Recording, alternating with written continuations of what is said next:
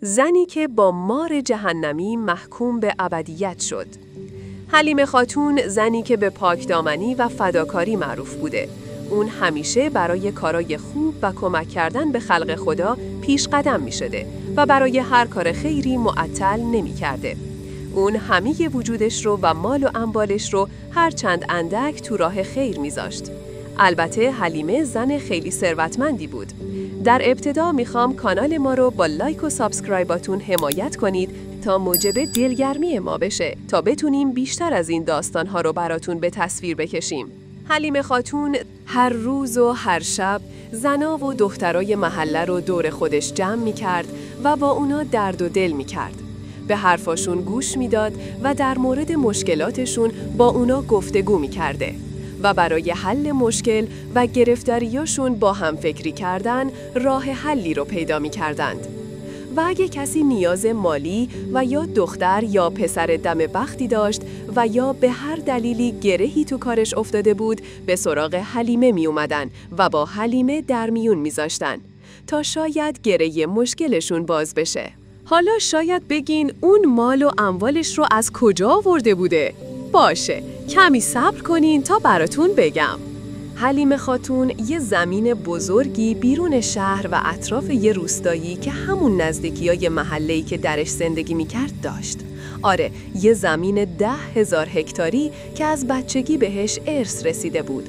عموی حلیمه که قیم حلیمه هم بود، وقتی که حلیمه کوچیک بوده و سن و سالی نداشته، اون زمین رو به دهقانهای اون منطقه اجاره میداده تا تو اون زمین کشاورزی و دامداری کنن و پولی که بابت اجاره از دهقانها میگرفته رو پس انداز میکرده و یا طلا و جواهراتی رو برای برادرزاده خودش یعنی همون حلیمه خاتون میخریده و براش جمع میکرده و اموالی که از پدرش بهش ارث رسیده بود.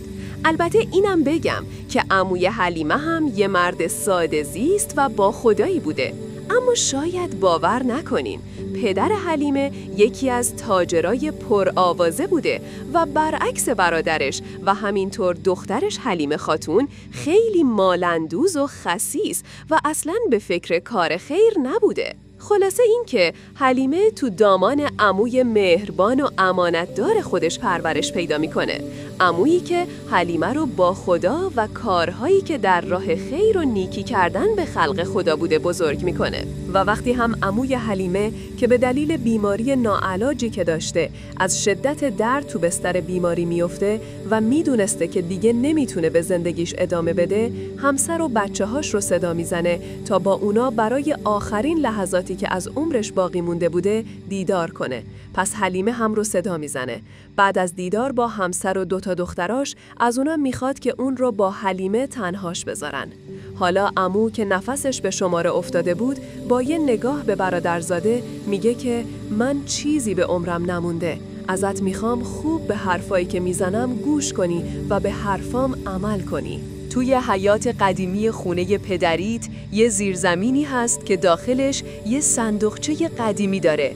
اون صندوقچه قدیمی تو اتاق کناری هست. اون رو باز کن. اما یادت نره که بهم یه قولی بدی.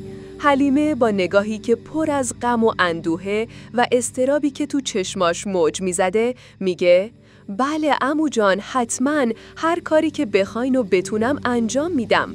عموی حلیمه با صدای نحیف و بریده میگه وقتی من از دنیا رفتم تو در اون صندوق رو باز کن.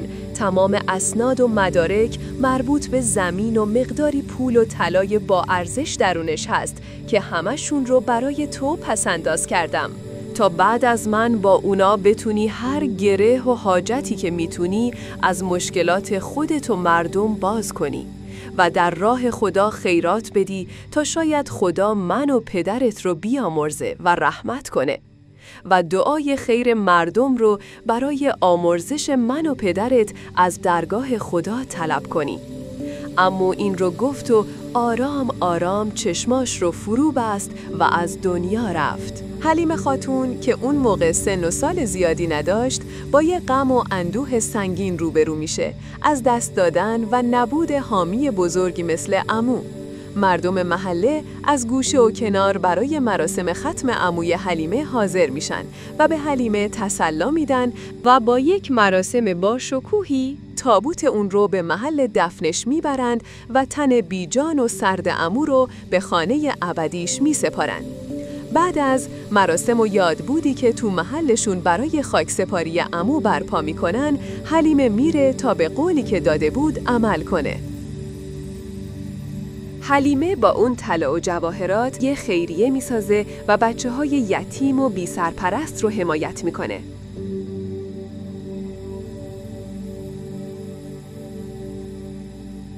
اون حتی یه درمانگاه رایگان برای افراد بی‌بضاعت تأسیس میکنه. ساختن یه دارالفنون و یه کتابخونه تو شهرشون برای عموم مردم، خلاصه که از هیچ کار خیری دریغ نمیکنه. به کار خیر میپردازه و سالیان زیادی رو به همین منوال میگذرونه.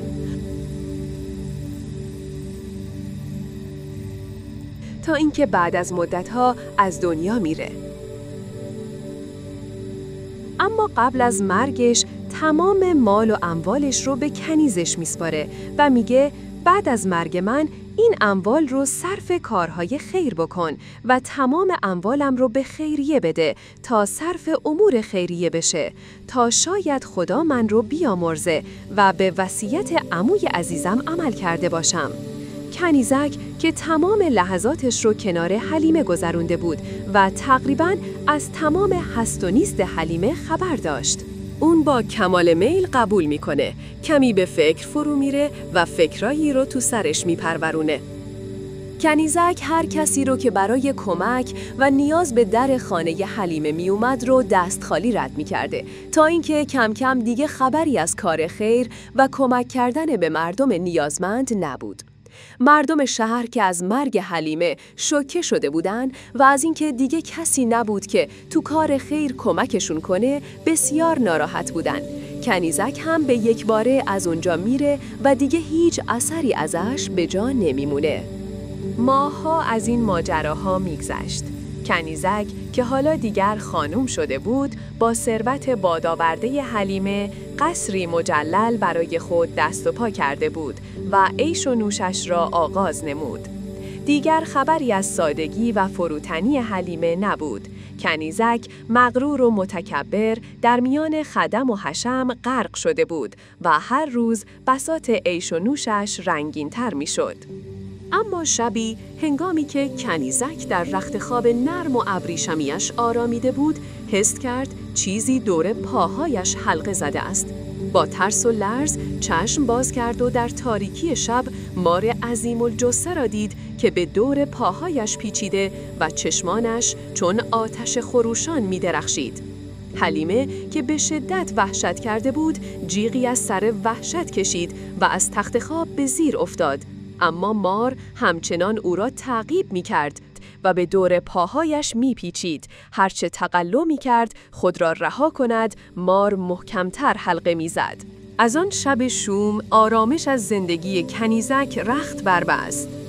آری، مار سایه شومی بود که لحظه ای از او جدا نمی شد. هرچه کنیزک تلاش می کرد از شر مار خلاص شود، بیشتر در چنگالش فرو می رفت. طبیبان و جادوگران را خبر کرد، اما هیچ کس قادر به دفع آن موجود وحشتناک نبود. آنها تمام آنچه را که تاکنون می‌دانستند و از تجربه هایی که داشتند و از تمامی سحر و جادویشان استفاده کردند، اما هیچ اثری نداشت، گویی که هیچ کدام از اینها به دفع مار تأثیری نمی‌گذاشت. هر بار که راهی را امتحان می کردند که به مار نزدیک شوند، مار با یک هیبت وحشتناک به سمتشان خیز برمی داشت و آنها را به عقب می راند.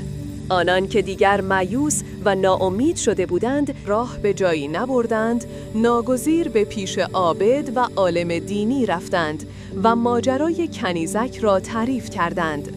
عابد را به نزد آن زن بردند تا عابد از نزدیک ماجرا ببیند و به آنها دلیل این ماجرا را بازگو کند. عالم دینی از کنیزک سوالاتی کرد.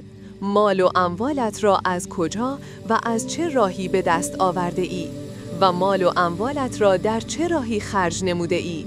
آیا ذره‌ای از مال و اموال خود را در راه خدا انفاق نموده ای؟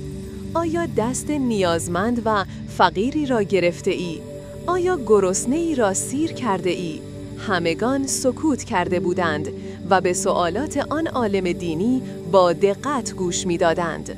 اما کنیزک که نادم و پشیمان بود، جرأت نداشت چیزی را به زبان بیاورد و آن همه مال و اموال را که به ناحق از آن خود کرده بود و در راه نادرست به کار گرفته بود، حقیقتش را برای عابد و همگان بازگو کند. عالم دینی به میان مردم آمد و گفت خداوند سزای هر کسی را بنا به رفتار و اعمال او جزا می بخشد.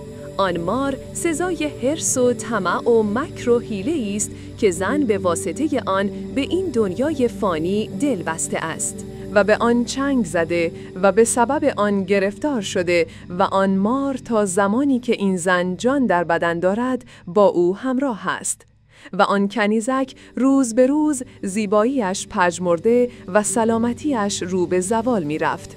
همگان او را رها کردند و او تنها ماند. ترس و وحشت و مار تنها مونس و همدمی بود که با او می ماندند و عذابی را که همچون خوره‌ای که به جانش افتاده بود او را از درون می خورد. دیگر نه از آن خنده های مستانه اش خبری بود و نه از آن جامه های زربافت و نه از جواهرات گرانبهایش لذتی می برد.